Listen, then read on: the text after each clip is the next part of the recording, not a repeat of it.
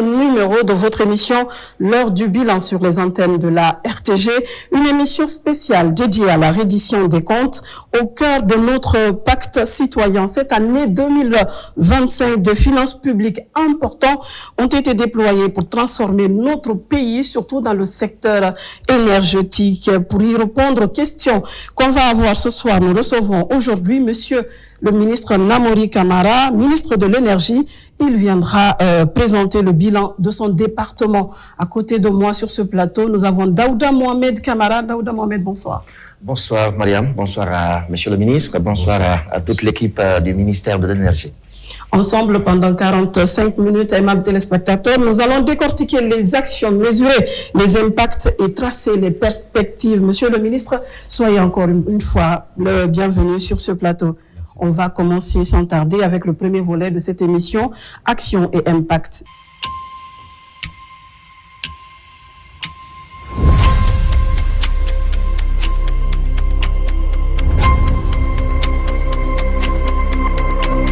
Monsieur le ministre, la parole est à vous pour vos 15 minutes. Merci beaucoup de l'opportunité que vous m'offrez aujourd'hui. Il est vrai que j'ai été nommé il n'y a pas très longtemps. Donc, il est important que je rappelle que le bilan que je porte aujourd'hui s'inscrit dans une continuité des actions qui ont été menées par mes prédécesseurs. Ouais. C'est une occasion de leur rendre hommage. Donc, ce bilan positif, naturellement, que je vais présenter n'est pas celui du ministre que je suis dans sa totalité, marginal d'ailleurs, parce que je viens d'être nommé il n'y a pas très longtemps. Oui, on rappelle que vous avez fait votre entrée lors du dernier remaniement ministériel. Tout à fait. Donc, c'est vraiment l'actif des ministres qui se sont succédés, mais aussi des cadres du ministère de l'Énergie. Donc, parlant du secteur de l'énergie, comme vous le savez, l'énergie est l'épine dorsale de notre économie. Il est extrêmement important que ce secteur-là soit vu de manière différente.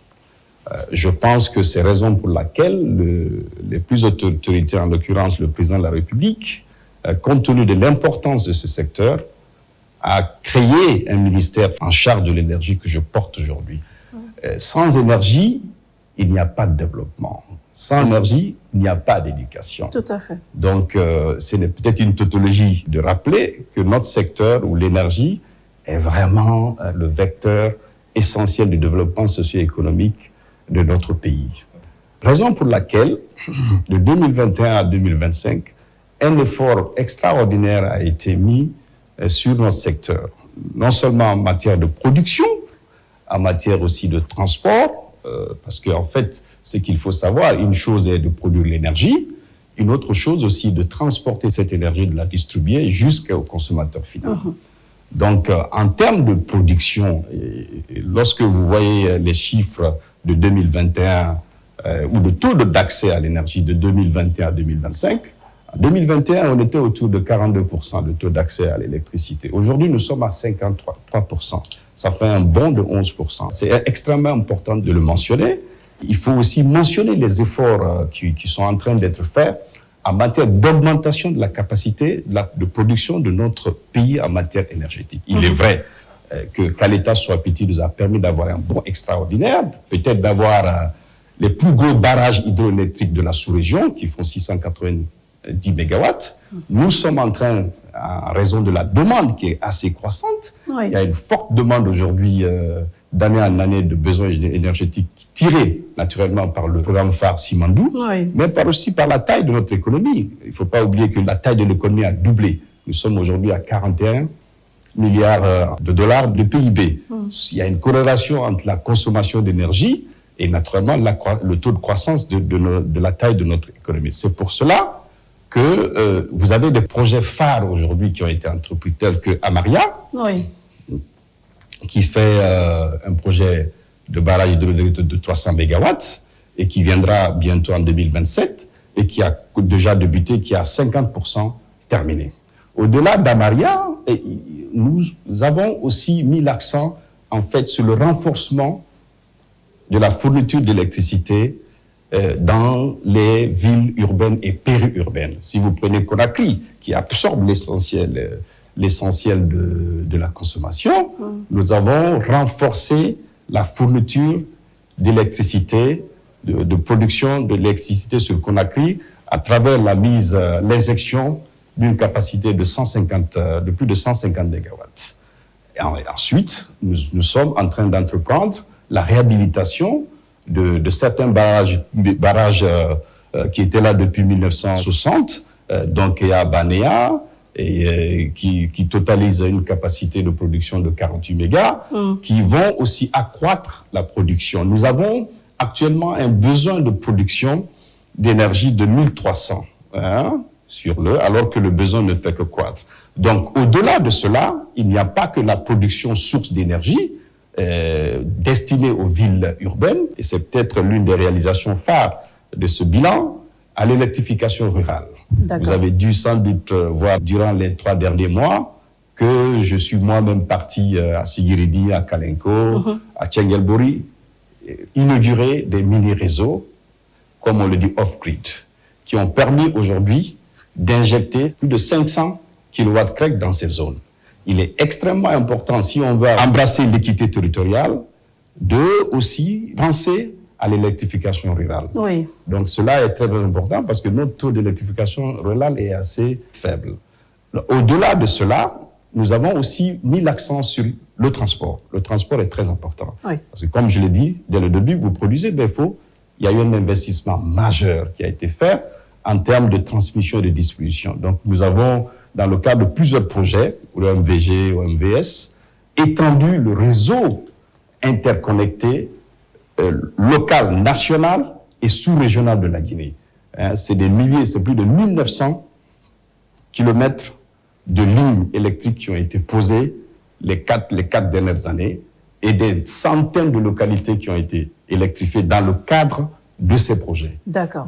Donc, comme vous le voyez, pour moi, en fait, le bilan, il est positif sur les 4 dernières années, mais il y a encore beaucoup à faire.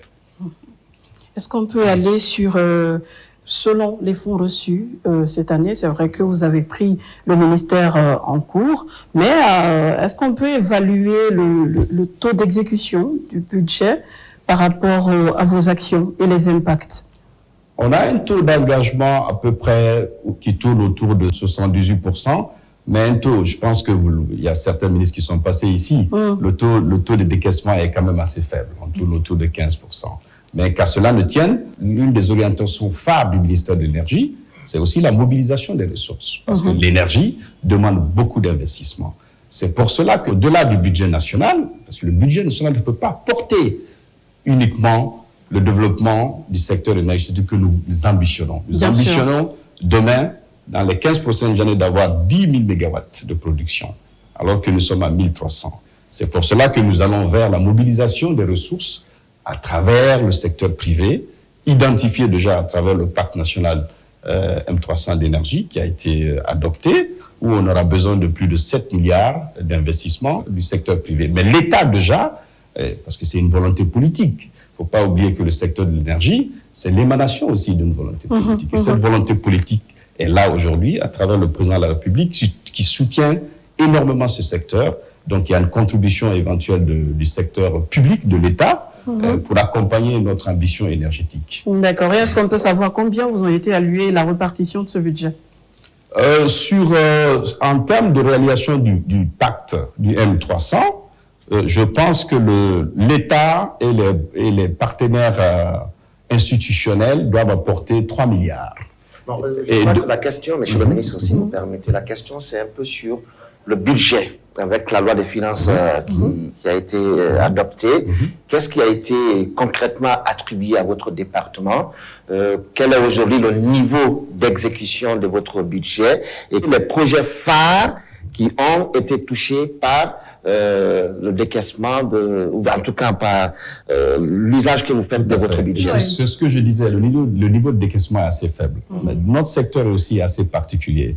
Parce qu'on peut avoir une enveloppe assez forte, mais il ne faut pas oublier que cette enveloppe forte aussi est destinée naturellement à payer la facture énergétique.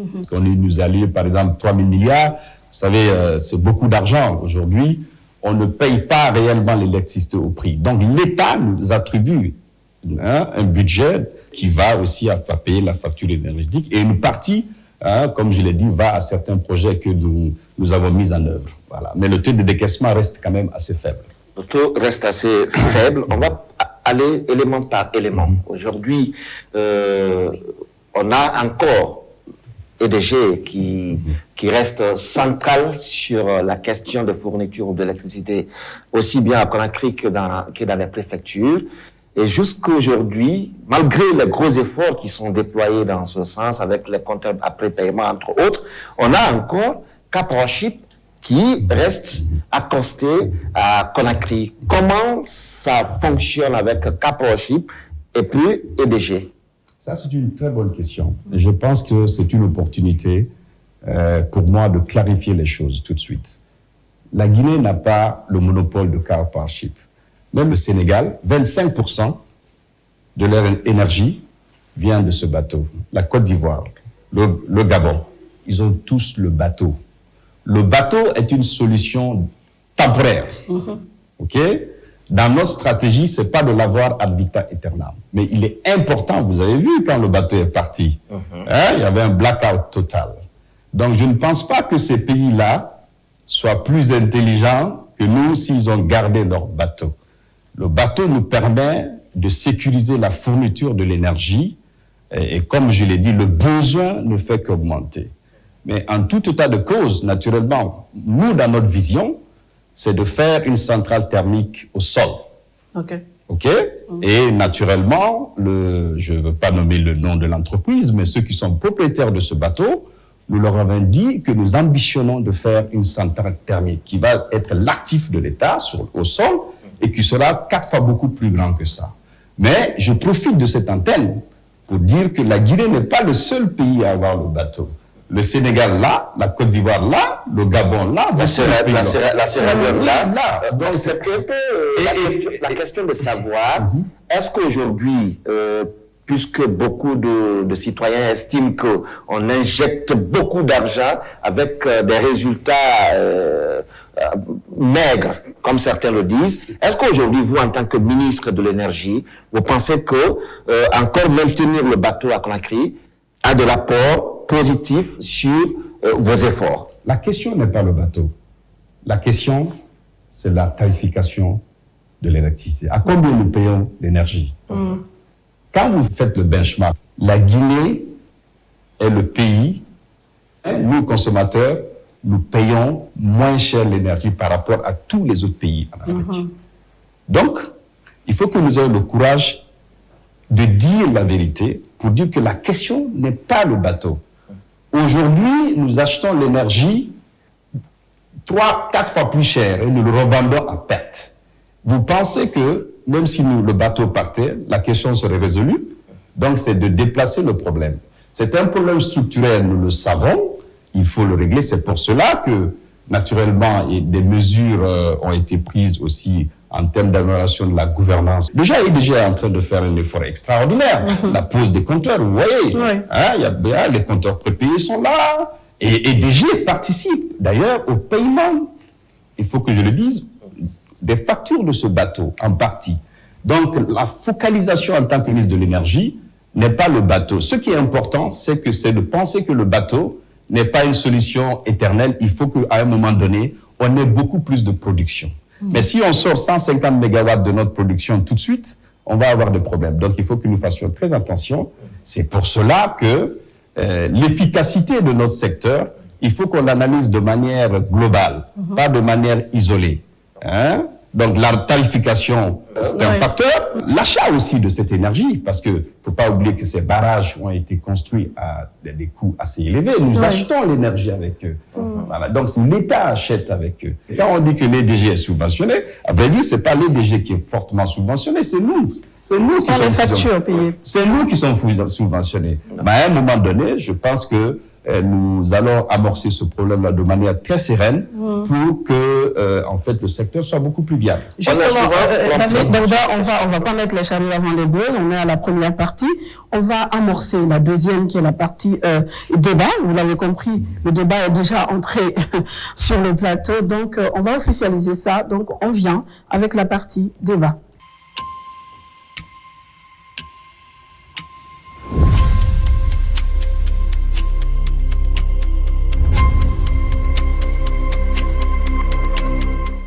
Aimables téléspectateurs, nous sommes à la deuxième partie de cette émission. On va apporter des questions de relance par rapport au débat, à l'exposé du ministre. La première sera avec Daouda. Oui, monsieur le ministre, vous en parliez tout à l'heure et avant vous, d'autres ont toujours dit la même chose, qu'on pointe du doigt la faiblesse de paiement des factures par les citoyens. Mais on vous a suivi au CNT récemment, où vous avez pointé également du doigt les autorités. Comment comprendre que les citoyens soient les plus pointés, alors que de l'autre côté, qui consomment d'ailleurs le plus, selon les appréhensions, ne payent pas? Non, en fait, on n'a pas pointé du doigt une entité contre une autre. Non, pas du tout. C'est un problème, vous l'analysez dans sa globalité. Hein, c'est un faisceau de défis que nous avons. On peut pas dire que c'est le particulier ou le consommateur qui en est responsable. Non, pas du tout. Mais il y a une série de mesures de toute façon. Il faut que notre secteur soit efficace. Et on peut pas rentrer dans l'efficacité si on fait pas un diagnostic. Et c'est parmi ces diagnostics, il y a naturellement la tarification, mais c'est pas que ça en fait. Il y a aussi l'optimisation aussi de ce réseau-là de transport. Il faut faire. Voilà pourquoi nous avons fait ce maillage territorial-là de connecter le maximum de zones et de consommateurs. Mais il faut aussi se dire la vérité que tout le monde doit payer sa facture, y compris l'État. C'est raison pour laquelle d'ailleurs le ministère de l'Énergie, en l'occurrence, et tant d'autres ministères, aujourd'hui, ont des compteurs prépayés. Quand vous partez au ministère de l'Énergie, on paye comme tout le monde. Je pense qu'il faut donner l'exemple. C'est ça le sens de votre question. Vous avez parfaitement raison. C'est d'ailleurs le ministre Fassidé qui l'avait dit au CNT qu'il fallait que même le CNT aussi paye l'électricité. Là aussi, il a raison. Tout le monde devrait payer l'électricité. Et ça, c'est la vision du chef de l'État. Donc, si on veut aller vers un secteur énergétique performant, je pense d'ailleurs, à vrai dire, que le problème n'est pas la population. Moi, j'étais à l'intérieur du pays. Lorsque l'électricité est fournie, surtout dans ces zones, j'ai vu des zones isolées qui payent l'électricité à un prix assez fort. Donc, la tarification qui est faible, je pense qu'à un moment donné, de manière graduelle, parce qu'il faut aller graduellement, c'est des choses qu'on peut corriger, que les DG pourraient corriger. Et ça, je pense que ça, c'est dans notre place stratégique. C'est une question, elle n'est pas nouvelle, elle est empirique. En Guinée, on est tout le temps revenu sur la même question. Qu'est-ce que le département de l'énergie et électricité de Guinée, EDG, sont-ils en train de faire concrètement pour changer la donne? Parce que ce n'est pas aujourd'hui, on a commencé à pointer du doigt, tel ne paye pas, tel paye moins, tel paye plus. Alors, je vous dis que la question n'est même pas le paiement. Vous allez voir, on a des mesures qui ont été prises. D'abord, il faut agir sur les trois tableaux. La production, le transport, c'est extrêmement important, la distribution et la commercialisation. Oui, donc on ne pointe pas du doigt ici la tarification. Il faut aussi même pointer du doigt l'efficacité énergétique. Est-ce qu'aujourd'hui, en tant que citoyen, nous savons comment utiliser l'énergie? Est-ce que de manière efficace, il y a tout cela? Donc, et ça, c'est notre rôle, de sensibiliser la population à l'utilisation de cette énergie. Mais, je pense que le problème que nous avons, ce n'est pas la tarification, c'est la demande soutenue, en fait. Vous savez, nous rentrons dans un cycle économique sans précédent. Sans précédent. Je l'ai dit au début.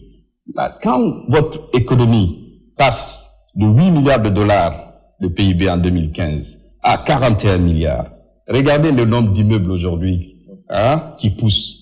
Ils auront besoin d'électricité. Et avec l'attraction minière de nouvelles zones secrètes. Justement, avec monsieur. le mode de vie aussi qui change. Donc, il faut anticiper pour tout ça. C'est pour cela qu'on a tous ces projets. On est en train d'injecter beaucoup d'argent dans le transport, la distribution et l'amélioration de ce segment-là à travers certains projets qui étaient là, la côtière, la boucle de Conakry, qui permettront d'améliorer de manière substantielle la fourniture de l'électricité. La tarification, elle peut s'ajuster dans tous les pays, on sait comment ça se passe. Et ensuite, il faut passer à la sensibilisation de la population pour mieux utiliser aussi l'électricité. C'est extrêmement important. Oui, monsieur le ministre, quelle est la répartition actuelle de l'électricité entre l'industrie et la consommation domestique? Et est-ce que cette répartition va évoluer? C'est une question extrêmement importante. EDG est en train de faire des efforts énormes en termes de progression d'abonnés, de pose de compteurs. Il est vrai aujourd'hui que l'essentiel des revenus d'EDG viennent des industriels. À vrai dire, ce qui est aussi important. Mais cette dynamique va continuer avec le raccordement des miniers. Donc, en matière de pose de compteurs aussi, les chiffres sont assez encourageants. Et on est à combien exactement? On est à peu près aujourd'hui à plus de 390 000 compteurs, en fait, qui ont été... Conakry? Oui, qui ont été posés. Une population de près de 2 millions? Non, en fait, c'est pas... Ça, c'est les ménages. Bon, vous voyez, ça veut pas dire que c'est les 2 millions vont avoir chacun un compteur. Voilà, donc c'est à toute proportion gardée, en fait. D'accord. Mais il y a beaucoup d'efforts à faire. Vous avez parfaitement raison. Okay. Alors, je reviens sur la question des barrages. À l'inauguration, par exemple, de Caleta, politiquement, il a été vendu aux citoyens guinéens que nous finissions avec la problématique d'électricité en Guinée. Et aujourd'hui, on sait comment les choses tournent. Nous sommes au mois de décembre. Les délestages déjà s'observent dans plusieurs quartiers et même à Conakry. On a Amaria, vous nous dites qu'on est aujourd'hui à 50% de sa réalisation. Il y a d'autres barrages, d'autres micro-barrages également qui viennent sous-tendre tout cela. Qu'est-ce qu'on peut concrètement savoir de la capacité aujourd'hui de satisfaction de Caleta? Comme je l'ai dit, pour moi, dans le secteur de l'énergie, Caleta et Soapiti, leur réalisation constitue un événement phare. Il ne faut pas qu'on minimise un peu l'effort qui avait été fait. Lorsqu'un pays injecte 690 mégawatts, ce n'est rien. Mais il est vrai que, en fait, il y a eu quelques problèmes structurels parce qu'on a construit ces barrages aussi sans pour autant penser au transport de l'énergie. Aujourd'hui, Caleta, les perturbations ne sont pas liées en fait au barrage du tout. Aujourd'hui, la demande annuelle est autour de 800 mégawatts. En termes de production, il y a de l'énergie. Il y a de l'énergie, mais comme je l'ai dit, le maillon qui avait manqué et que nous sommes en train, sans doute, c'est pour cela que l'anticipation est extrêmement importante, c'est les lignes de transport. Vous savez, quand vous produisez, les lignes de transport, ce sont des autoroutes d'énergie. Il faut les sortir.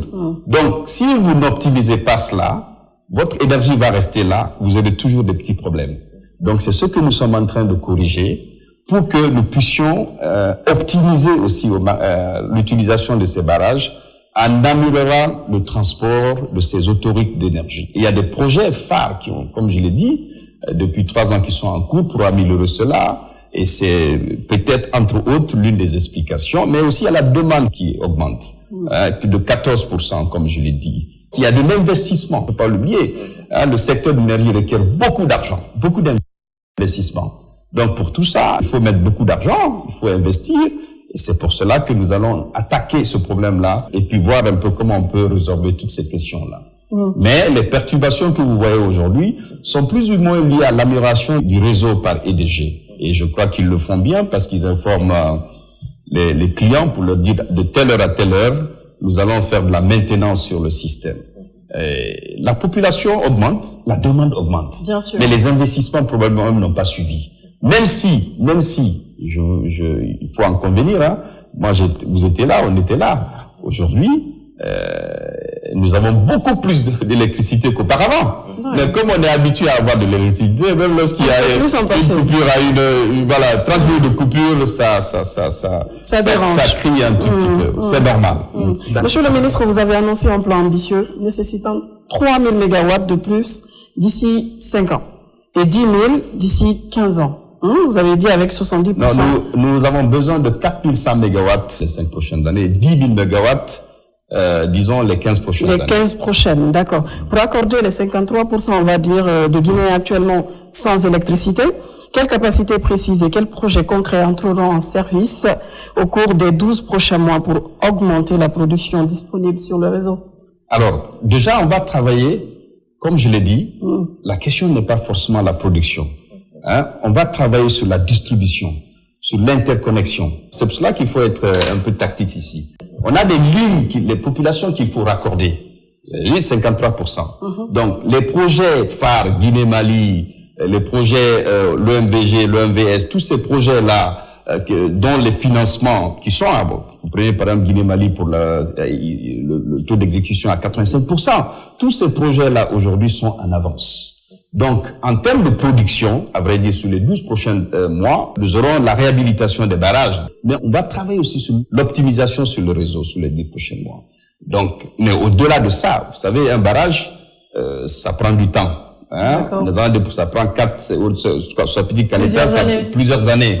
Nous avons beaucoup de projets de centrales solaires. Actuellement, en 2026, il y a certains de ces projets-là verront le jour. On a plus de 150 mégawatts de projets de centrales solaires parce qu'il faut aller vers cette diversification énergétique. On va arriver à ça tout à l'heure. Sur les barrages hydro, les barrages. Il y a d'autres secteurs. Et le thermal, alors que le pays est ensoleillé, à plus de 4,8. On va arriver à cela tout à l'heure aux centrales thermiques avec d'ailleurs déjà vous l'avez annoncé l'électrification dans les zones rurales. Vous y êtes déjà. L'autre question que beaucoup considèrent par moment comme cet arrêt à la gorge de PDG, c'est bien les industries, les industriels. Les industriels, par moment, d'aucuns pensent que ces industriels payent moins qu'ils ne consomment. Est-ce que vous avez des prédispositions spécifiques pour leur faire payer effectivement leur consommation? Je pense que c'est tous les consommateurs qui devraient payer beaucoup plus. Il n'y a pas que les industriels. Aujourd'hui, lorsqu'on fait une comparaison entre le taux de facturation chez nous et le Sénégal et la Côte d'Ivoire, l'électricité est gratuite en Guinée. C'est gratuit. On achète plus cher et on vend moins cher. Vous voyez? Donc, qu'il s'agisse de l'industriel ou du particulier, la moyenne reste quand même faible.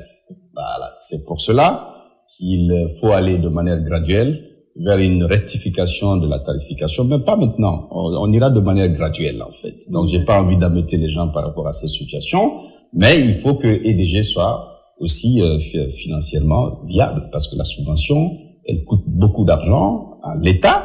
Et cette subvention-là pourrait éventuellement construire des routes, n'est-ce pas?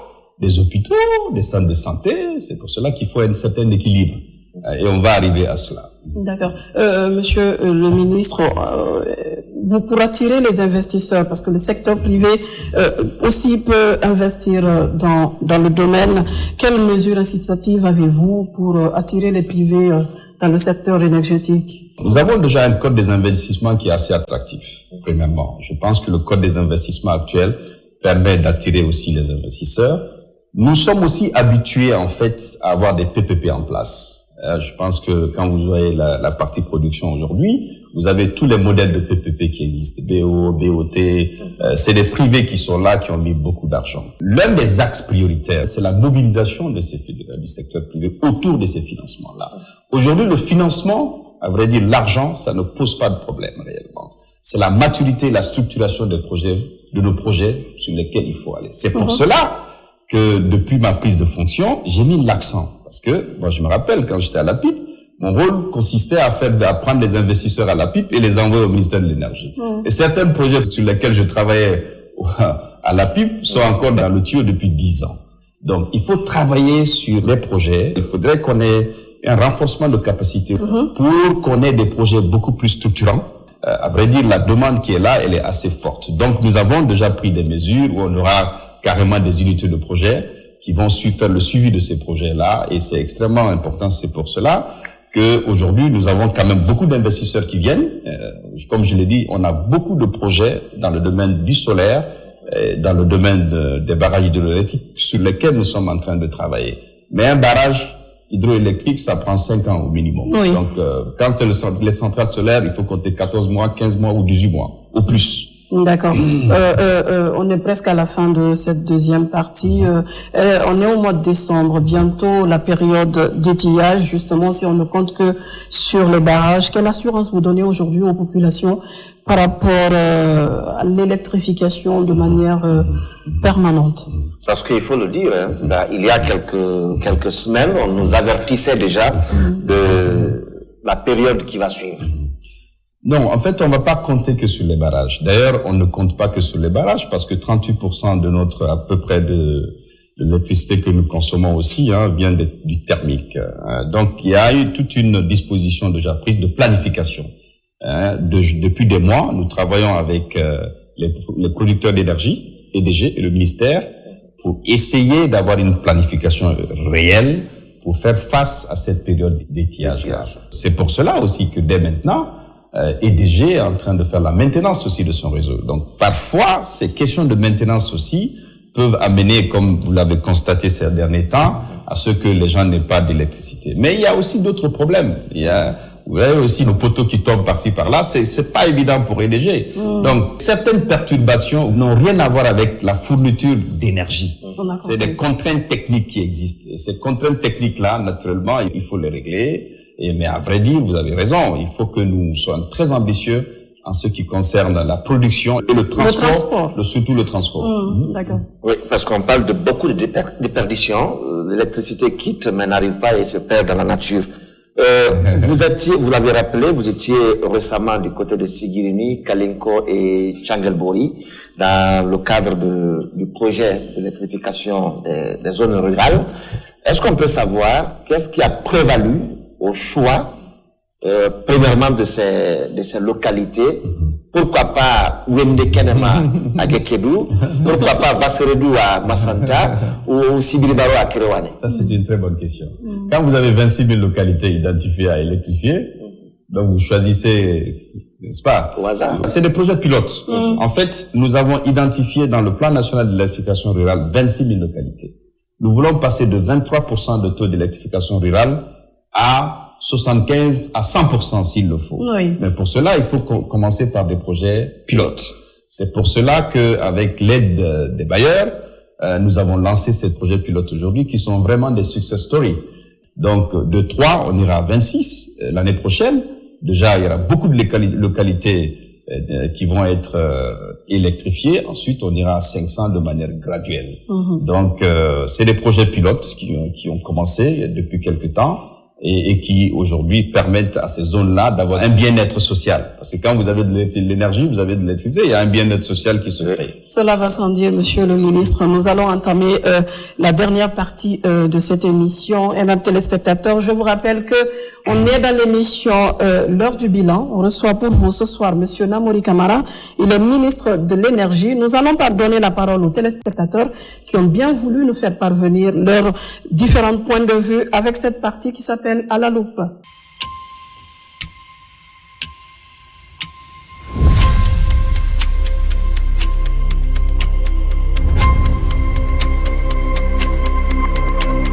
De retour dans cette émission, nous sommes pratiquement à la fin de ce plateau. Nous entamons la dernière partie.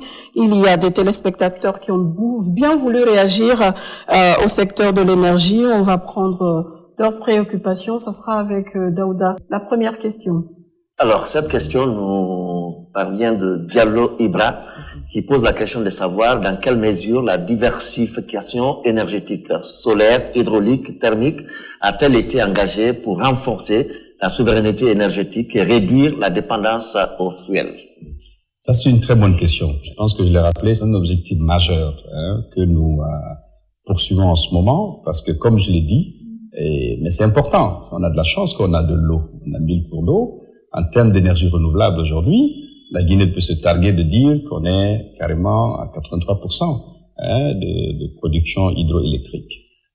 Mais M. Diallo a bien fait de rappeler, notre stratégie est de ne pas dépendre, en fait, de changer cela. Et dans le pacte M300, il est dit en fait qu'il faut qu'on aille à un mix énergétique de 62 à 38%. Pour cela, qu'est-ce qu'il faut faire? Ce qui est important, c'est ce qui doit être fait. On a 6000 mégawatts de potentiel. Nous n'avons mis en œuvre qu'un gigawatt. Peut-être pas plus d'ailleurs, je pense pas. Donc, il y a un potentiel énorme encore de développement, de marge de manœuvre à faire des barrages hydroélectriques. En plus de cela, on a le soleil en Guinée.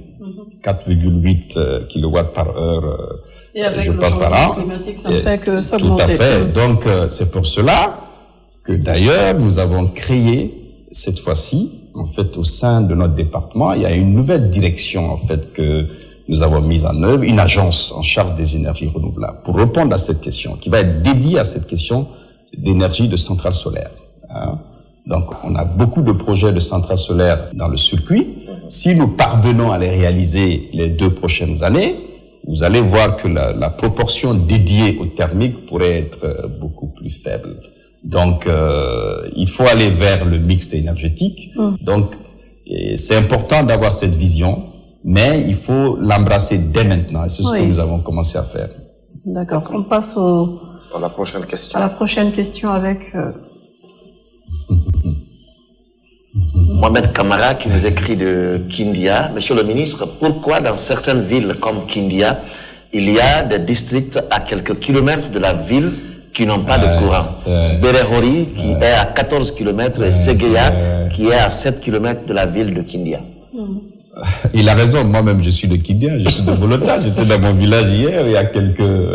Et il y a le courant chez vous? Non, il y a le courant, c'est vrai, mais non loin. Ça peut être lié aussi à des perturbations, comme je l'ai dit, à quelques perturbations techniques, des contraintes, en fait, techniques. Et je sais que EDG est en train de travailler sur ces questions. Ce que je peux peut-être dire pour Kindia, il y a un investissement majeur qui vient d'être fait. Il y a un nouveau poste qu'on a installé à Kindia. Hein? C'est assez important, qui va permettre de densifier le réseau à Kindia. C'est extrêmement important. Donc, et là, c'est déjà, je pense que ça va être opérationnel, hein, n'est-ce pas, monsieur le directeur général des DG. Donc, cela va nous permettre d'améliorer la situation de l'autre côté. Mais de manière spécifique, je ne peux pas savoir la raison, mais c'est souvent lié aux contraintes techniques qui peuvent exister ça et là. D'accord, qui vont être bientôt résolues. Qui vont être résolues. Le troisième? Cette autre question qui nous vient d'Abou Poutine, d'Abola Banco. Est-ce que Dabola peut s'attendre à la relance des travaux de Tenkiso 2 courant 2026? Après cette relance, est-ce que le barrage sera capable d'électrifier Dabola, Dinguiraye, Farana et la sous-préfecture environnante? Ça, c'est un citoyen qui connaît bien le projet, les projets qui sont... Et c'est très... Il a raison. Vous savez, quand on a fait Tinkiso à l'époque, Tinkiso date de très longtemps, le barrage de Dabola, c'était pour Farana et Dabola. La capacité tourne autour de 1,6 mégas. Il y a peut-être une trentaine d'années. Vous voyez, ces villes-là ont explosé. C'est pour cela qu'on a lancé Tinkiso 2. Et j'ai le plaisir de le dire, en fait, que, effectivement, le financement, non seulement est bouclé, est obtenu, et que les travaux, éventuellement, pourraient démarrer incessamment. Mais dans l'entretemps, sur le budget national aussi, le gouvernement, le ministère met de l'argent pour essayer d'améliorer les problèmes qui sont liés, les problèmes techniques qui peuvent exister. Mais pour la solution pérenne, comme il l'a dit, c'est d'aller au Tinkiso 2, donc c'est de doubler ou tripler la capacité du barrage, en fait, pour répondre à la demande qui ne cesse de croître dans la région. Donc, lorsque Tinkiso 2 sera fait, effectivement, il y aura un peu plus d'électricité. On est à quel niveau d'exécution? On est dans les préparatifs, les accords de financement, etc. Ensuite, après ça, les travaux pourraient démarrer éventuellement. Mais le nerf de la guerre, c'est le financement. Si vous avez le financement, je pense que le reste, ça devient un peu plus facile. D'accord. C'en est terminé avec la partie 3 de cette émission. Nous allons revenir au plateau pour le dernier mot du ministre. Comme dernier mot, moi je pense qu'en fait nous rentrons dans un cycle intéressant, important de la vie de notre nation. On ne peut pas développer notre pays sans énergie. On ne peut même pas imaginer un développement sans le secteur de l'énergie. C'est pour cela en fait que le président de la République, le gouvernement, met au cœur de la stratégie gouvernementale le secteur de l'énergie. Et ce que moi je peux dire à la population, il est vrai, naturellement, qu'il y aura des perturbations. Mais l'engagement des plus hautes autorités nous permettront, dans les années à venir, à résorber cette question-là. Parce qu'on a un potentiel. Si nous développons ce potentiel de manière stratégique, il n'y a pas de raison, en fait, que notre pays ne connaisse pas une fourniture d'énergie constante. En tout état de cause, je le dis et je le répète, de 2021 à 2025, les résultats sont extrêmement réjouissants. pas mal de projets qu'on va lancer, il y a pas mal d'interconnexions sous-régionales et nationales qui vont bientôt avoir lieu. Donc il est important aussi en fait que je lance ce plaidoyer à la population en termes de sensibilisation de l'utilisation de l'électricité. Parce que même si le gouvernement fait tous les efforts qu'il faut, je pense qu'il faudrait qu'on utilise l'électricité au bon escient, qu'on éteigne les ampoules, les climatiseurs, etc. C'est important. C'est extrêmement important. C'est ce qui va permettre, c'est même un acte citoyen, mais dans le domaine de l'énergie. Oui. Donc peut-être que c'est ce plaidoyer-là que je vais faire. Et puis une patience aussi de la population, pour dire que le gouvernement est en train de redoubler d'efforts pour régler le problème. Comme je l'ai dit, le développement de ce pays-là passera par celui de l'énergie. Bien sûr. C'est sans commune mesure, il faut qu'on y aille. D'ailleurs, c'est incontournable. D'accord. Il ne reste plus qu'à vous dire merci d'être passé sur ce plateau. Merci de vous soumettre tantôt à cet exercice de reddition des comptes comme le veut bien le président de la République. Merci à toi, Daouda, d'être venu aussi co-animer cette émission avec moi. Merci à vous d'avoir gardé vos fauteuils durant ces 45 minutes pour suivre les détails sur le secteur énergétique. Il ne reste plus qu'à vous dire au revoir et à très bientôt pour une autre émission.